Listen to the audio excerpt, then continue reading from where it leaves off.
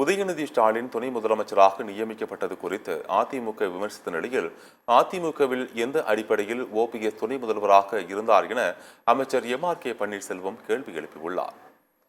சிதம்பரத்தில் சமுதாய நலக்கூடம், பேரூராட்சி அலுவலக கட்டிடம் உள்ளவற்றின் திறப்பு விழா நிகழ்ச்சியில் அமைச்சர் எம்.ஆர்.கே. பன்னீர்செல்வம் கலந்து கொண்டார். பின்னர் செய்தியாளர்களை சந்தித்த அவர், உதயநிதி ஸ்டாலின் துணை முதலமைச்சரானது ஒரு பேசும் பொருளாக வாய்ப்பில்லை என்று கூறினார். அதிமுக கட்சி நடத்த வேண்டும் என்பதற்காக இது பற்றி தேவையில்லாமல் குறை கூறி வருகின்றனர் என்றும் தெரிவித்தார். நடைபெற்று முடிந்த தேர்தல்கள், கட்சி வளர்ச்சி பணி உள்ளிட்டவற்றில் சிறப்பாக செயல்பட்டதால் தான் உதயநிதிக்கு துணை முதல்வர் பொறுப்பு வழங்கப்பட்டுள்ளது என்றும் அமைச்சர் எம்.ஆர்.கே. பன்னீர்செல்வம் விளக்கம் அளித்தார். யூபிஎஸ் முதலமைச்சர், ஓபிஎஸ் முதலமைச்சர் வந்தார். அப்புறம் அதுக்கு பிறகு யூபிஎஸ் முதலமைச்சர் வந்தார். அப்புறம் துணை முதலமைச்சராக ஓபிஎஸ் எந்த அடிப்படையில் போட்டார்கள்? எந்த தனிப்பட்ட நபர்களுடைய உழைப்புகள் அவர்களுக்கு இருக்கா?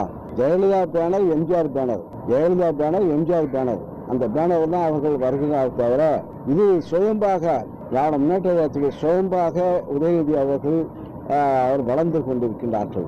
அது அவங்க ஏற்றுக்கொள்ள அவசியம் இல்லை, நாங்கள் ஏற்றுக்கொள்கின்றோம். இபிஎஸ் ஏற்றுக்கணும் அவசியங்கள் கிடையாது.